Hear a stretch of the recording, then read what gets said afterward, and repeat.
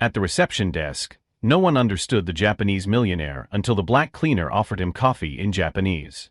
"That Asian man has been disrupting the reception for over 40 minutes, yelled Samuel Morrison, manager of the luxurious Starlight Tower Hotel, gesturing dramatically while three professional translators looked at each other in utter despair.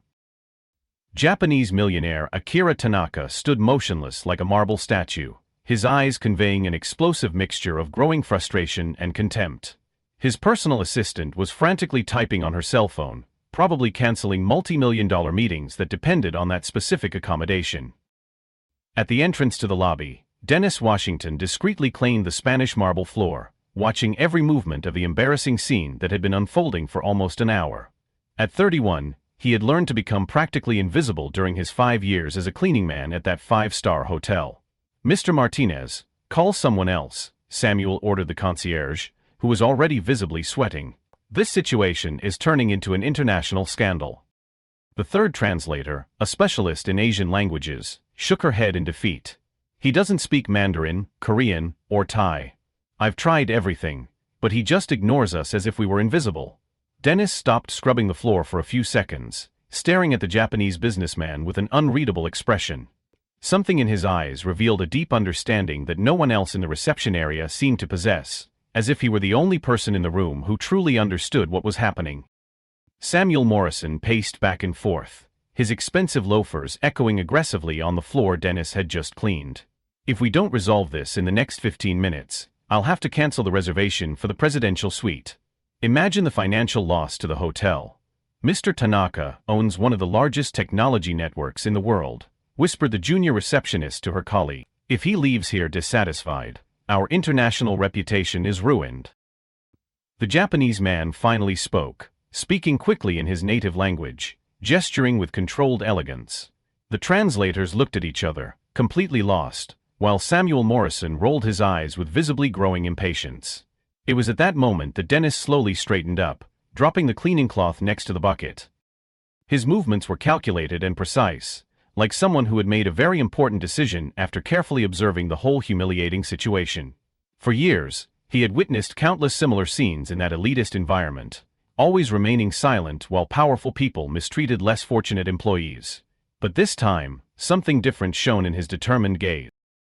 What no one in that luxurious lobby could imagine was that Dennis Washington held a secret powerful enough to turn the diplomatic crisis into something completely unexpected, and that his intervention would trigger a sequence of events that would forever change the power dynamics of that hotel. If you're enjoying this story of overcoming adversity, and are curious to find out what extraordinary secret Dennis is hiding, don't forget to subscribe to the channel to follow how a simple cleaning man is about to turn this hotel upside down. My patience is at an end. Samuel Morrison slammed his fist on the marble counter, making all the employees cringe. "That Asian man is turning my hotel into an international joke." Akira Tanaka remained dignified and impassive, but Dennis noticed how his fists clenched discreetly with every disrespectful word. The businessman clearly understood much more English than he let on. His expression revealed not only linguistic frustration, but deep indignation at the rude way he was being treated. "Mr. Morrison," the receptionist interjected nervously, "perhaps we should try a more what?" Samuel spun on his heels, his eyes flashing with anger. "I've already wasted 2 hours of my schedule on this ridiculous situation. If he can't communicate in English, he shouldn't be staying at a world-class American hotel." Dennis felt a familiar burning sensation in his chest, the same feeling he experienced every time he witnessed this kind of arrogance masquerading as professionalism. His hands tightened around the broomstick, remembering countless similar situations where he had been treated like furniture by wealthy guests. The manager continued his tirade, now gesturing dramatically to the small crowd of onlookers that had gathered in the lobby. "Look at this. One of the most expensive suites in the hotel, occupied by someone who can't even ask for an extra towel." "Samuel, please lower your voice," whispered the concierge, embarrassed by the public scene that was unfolding. But Samuel Morrison was completely out of control, fueled by the arrogance of someone who had never faced real consequences for his behavior. "No, enough with the political correctness. This is an American company, and if people want our premium services, they should at least speak our language." It was at that moment that Dennis had a vivid flashback to his own experience a few years ago. He had been unfairly fired from his previous job at a cleaning company for defending a Latino colleague, who was being humiliated for not speaking perfect English. The bitter irony was that Dennis spoke 5 languages fluently, a skill he had acquired during his years as a volunteer interpreter for humanitarian organizations. A past he had deliberately hidden to get this entry-level job when he was desperate. "Perhaps we should call security," Samuel suggested with calculated malice, watching Akira Tanaka as if he were an unwelcome intruder. "If he can't communicate properly, he clearly doesn't belong in this establishment." The veiled threat echoed through the lobby, causing uncomfortable murmurs among the observers. Akira Tanaka lifted his chin slightly, his posture revealing an unshakable dignity that contrasted brutally with the vulgarity of the situation. Dennis watched with growing indignation, remembering how he had learned Japanese over 2 years working as a volunteer at a community center that served Asian immigrants. He had devoted entire evenings to studying not only the language but also cultural subtleties, motivated by a genuine passion to help people facing barriers similar to those he knew intimately. "You know what really pisses me off?" Samuel continued his toxic performance, now clearly showing off for the watching guests. "It's this assumption that we have to adapt to them when really they should be making an effort to fit into our culture." Akira Tanaka's assistant finally lost her patience and began speaking rapidly in Japanese to her boss, gesturing toward the exit. It was obvious they were considering canceling the reservation and finding another hotel, which would represent a catastrophic financial loss and an international scandal for the Starlight Tower. Dennis felt something changing inside him. It was no longer just passive indignation, but a growing determination he had learned to cultivate over years of facing prejudice in various settings. His eyes met Akira Tanaka's briefly, and for an almost imperceptible moment, both men shared a silent understanding of what was really going on in that lobby. The Japanese businessman whispered something to his assistant, who immediately began typing on her phone, probably canceling not only the hotel reservation but also the multi-million-dollar contracts his company was negotiating with American partners based in the city. Samuel Morrison, completely oblivious to the financial consequences of his ignorance, continued his display of intolerance, unaware that every arrogant word was being mentally catalogued by Dennis, a man who had learned that sometimes true strength manifests itself at the very moment when others expect our submission. As the tension in the lobby reached breaking point, and Samuel Morrison prepared for his next public humiliation, something extraordinary began to shine in Dennis Washington's eyes. It wasn't resignation or fear, but the kind of silent determination that is born when someone finally decides that the time has come to turn years of injustice into a lesson that no one would ever forget. Dennis Washington had made his decision. He discreetly dropped the cleaning cloth on the cart and walked with measured steps toward the group surrounding Akira Tanaka. His movements were calculated, like someone who had rehearsed this moment in his mind for years. "Excuse me," he said softly, addressing the Japanese businessman directly. His voice was low, but there was something in his tone that made several heads turn. Samuel Morrison spun on his heels, his eyes flashing with utter indignation. "Excuse me, you're interrupting a critical customer service situation. Get back to your duties immediately." But Dennis did not take his eyes off Akira Tanaka. In perfect Japanese with a Kyoto accent that revealed years of deep study of the culture, he said softly, "Tanasha gomen nasai, gomen nasai. Kono hotel no shitsure. Anata no yoyaku ni suite kaishaku, okuwa." The silence that followed was deafening. Akira Tanaka blinked several times, as if unable to process what he had just heard. His expression changed completely from frustration to genuine relief, then to deep curiosity, as he watched this black man speak his language with a perfection that few foreigners could master. "Anata nihongo jusoku desu?" asked Akira, his voice betraying his utter astonishment. He wanted to know how Dennis could speak Japanese so fluently. "Hai sukoshi dekimasu," replied Dennis modestly, saying he spoke a little, although it was obvious that his proficiency went far beyond the basics.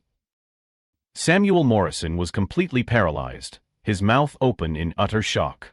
The professional translators looked at each other in embarrassment, realizing that a simple cleaning man had achieved in seconds what they had failed to do in hours. "That's impossible," Samuel finally regained his voice. But now there was a note of panic in it. You can't just..." Akira Tanaka interrupted Samuel with an elegant wave of his hand, addressing Dennis again in Japanese. "Dennis-san, kono nihongo o doko de benkyo shimashita. Hatsuon ga totemo totemo kirei desu." The businessman was asking where he had learned Japanese, praising his pronunciation as very beautiful. no daigaku de benkyou shimashita. Nihon no bunka ga daisuki desu. His reply that he had studied at a university in Kyoto and loved Japanese culture made Akira's eyes light up. It was clear that Dennis not only spoke the language, but also deeply understood the cultural nuances. Samuel Morrison was having what could only be described as a live, nervous breakdown. This can't be happening. You're a cleaning man. You're not even supposed to be talking to the guests. It was at that moment that Maria Johnson, the senior concierge and the only other black employee in a leadership position at the hotel, approached discreetly. She had been watching the entire scene, and her eyes revealed a mixture of admiration and genuine concern for Dennis. "Mr. Morrison," Maria interjected diplomatically, "perhaps we should allow the situation to resolve itself naturally. Our guest appears to finally be receiving proper attention." Attention from a cleaning man? Samuel was completely losing his professional composure. "Maria, are you seeing this? This person is creating an international scandal." Akira Tanaka, who had understood every word in English, looked at Samuel with an icy expression that made the air around him seem colder. In clear, precise English, with only a slight accent, he said, "The only person creating a scandal here is you, Mr. Morrison." The shock was instant and devastating. Samuel Morrison staggered as if he had been physically punched. You speak English all the time." "Fluent," Akira confirmed, his voice laden with controlled disdain. "And I understand perfectly every racist and xenophobic insult that has come out of your mouth for the past 2 hours." Realization began to spread through the lobby like shockwaves. Guests who had witnessed the public humiliation began whispering among themselves, their expressions gradually changing from embarrassment to outrage at Samuel's behavior. Maria Johnson stepped forward, discreetly positioning herself beside Dennis. "Mr. Washington," she said formally, using his last name for the first time in years, "I appreciate your assistance in this delicate situation." Dennis nodded respectfully, but there was something new in his eyes. No longer the resignation of someone accustomed to being invisible, but the quiet determination of someone who had finally decided that it was time to be seen for who he truly was. "Tanaka-san," Dennis continued in Japanese, "if you'll allow me, I'd like to clear up a few misunderstandings regarding your reservation. I believe we can resolve everything quickly." Akira nodded with genuine gratitude, but also with a growing curiosity about this extraordinary man who had emerged from the shadows just when he needed him most. Samuel Morrison, realizing he had completely lost control of the situation, desperately tried to regain his authority. "Dennis Washington, you are officially suspended. Leave your duties immediately." The threat echoed through the lobby, but this time it didn't have the desired effect. Dennis looked directly at Samuel, and everyone present could see something changing in real time. It wasn't fear or submission, but the kind of quiet power that is born when someone finally decides to stop hiding who they really are. "I understand perfectly, Mr. Morrison," Dennis replied with a calmness that bordered on the supernatural. "But before I leave, I would like to ensure that our guest is treated with the respect he deserves." What Samuel Morrison couldn't see, blinded by his arrogance and prejudice, was that every disrespectful word, every discriminatory gesture had been carefully observed not only by Dennis, but by Akira Tanaka, a man whose international influence could turn that prosperous hotel into ancient history with a single phone call. As the tension in the lobby reached a critical point, and Samuel Morrison prepared to escalate his campaign of humiliation even further, something extraordinary began to form in the air. It wasn't just an employee standing up for a guest, but the beginning of a transformation that would reveal the true nature of every person present at that decisive moment, proving that sometimes the most powerful person in the room is the one everyone has chosen to ignore. The lobby of the Starlight Tower had been transformed into a theater where Samuel Morrison was about to discover that he had chosen the wrong opponents for his display of prejudice and arrogance. Akira Tanaka elegantly took out his phone, activating the recorder that had been running discreetly throughout the public humiliation. "Mr. Morrison," he said in an icy voice, "I would like to clarify a few things about my identity before this conversation ends." Samuel was visibly panicking, his face alternating between red with anger and white with growing terror. I don't understand what's going on here. This situation is completely out of control." "My full name is Akira Tanaka, CEO of Tanaka Technology International," the businessman continued, his voice echoing through the now completely silent lobby. Our company has corporate hosting contracts worth $15 million, 0 cents annually with American hotel chains. The silence that followed was deafening. Maria Johnson, the senior concierge, closed her eyes momentarily, realizing the magnitude of the catastrophe Samuel had created. The other employees looked at each other with expressions of growing horror. Furthermore, Akira continued relentlessly, I am a member of the International Tourism Board that certifies establishments for Asian executive guests. A negative recommendation from me could result in the cancellation of contracts worth tens of millions of dollars annually. Samuel Morrison began to shake visibly, finally realizing that he was not dealing with an ordinary tourist, but with someone who had enough power to completely destroy the hotel's reputation with a single decision.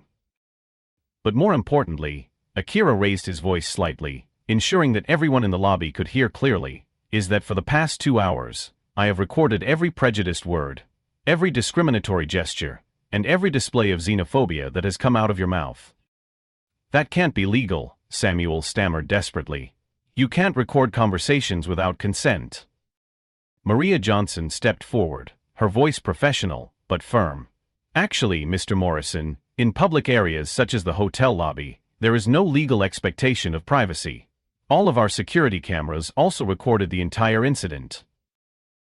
The realization hit Samuel like a devastating tsunami.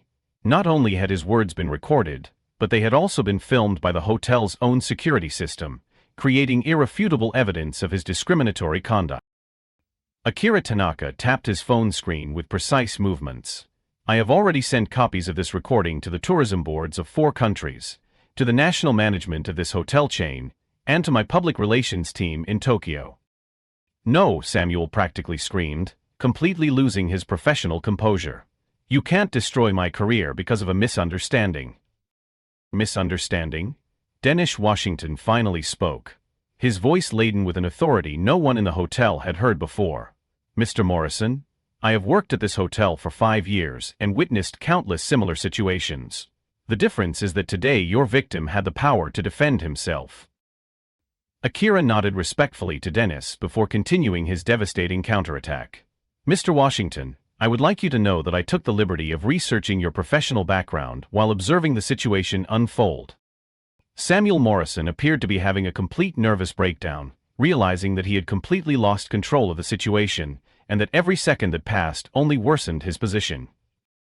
I discovered that you have a degree in linguistics with a specialization in Asian cultures, have worked as a volunteer interpreter for humanitarian organizations, and are fluent in 5 languages, Akira continued, addressing Dennis with genuine respect.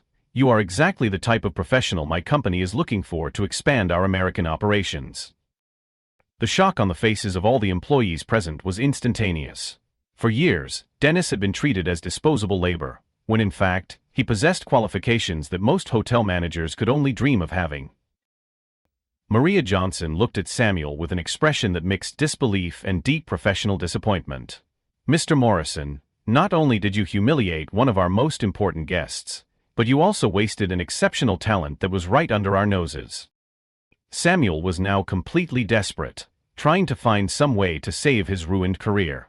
I can explain. It was a stressful moment. I didn't mean to.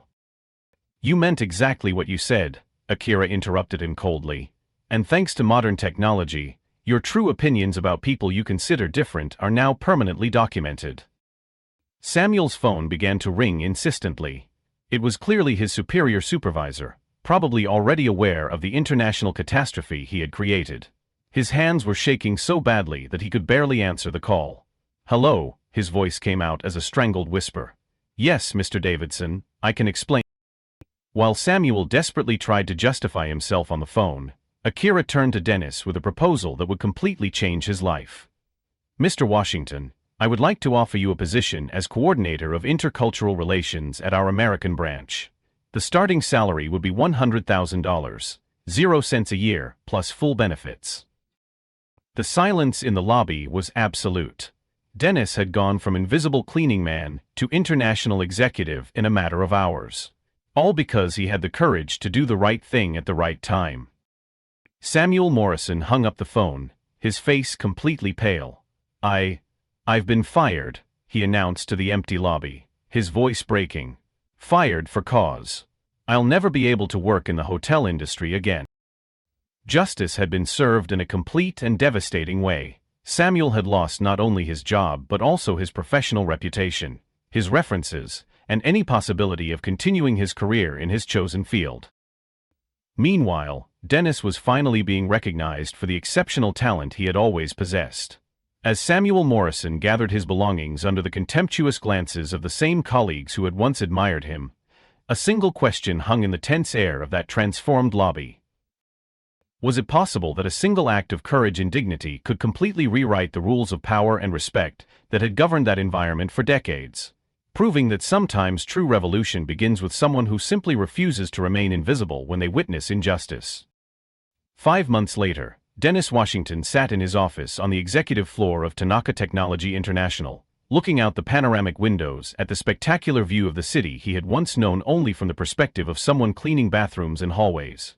His transformation had been complete and inspiring. As coordinator of intercultural relations, he had already implemented diversity programs at 12 partner companies, built commercial bridges between previously marginalized communities and the corporate world, and developed cultural training protocols that became a national benchmark. Dennis, the meeting with the Japanese executives is confirmed for 3 o'clock, announced his assistant, Maria Johnson, who had left the Starlight Tower to work as a right-hand woman at the new company. The partnership between them had proven extraordinary. Two people who deeply understood the value of recognizing hidden talent. Perfect, Maria. And how's our new intern? Dennis asked, referring to a young Latino he had discovered working as a janitor at another hotel, speaking 4 languages fluently, but being completely ignored by management. He's thriving beyond all expectations, Maria smiled, just as you predicted he would. At that very moment, across town, Samuel Morrison sat in a small run-down apartment, flipping through newspapers in search of any job opportunity.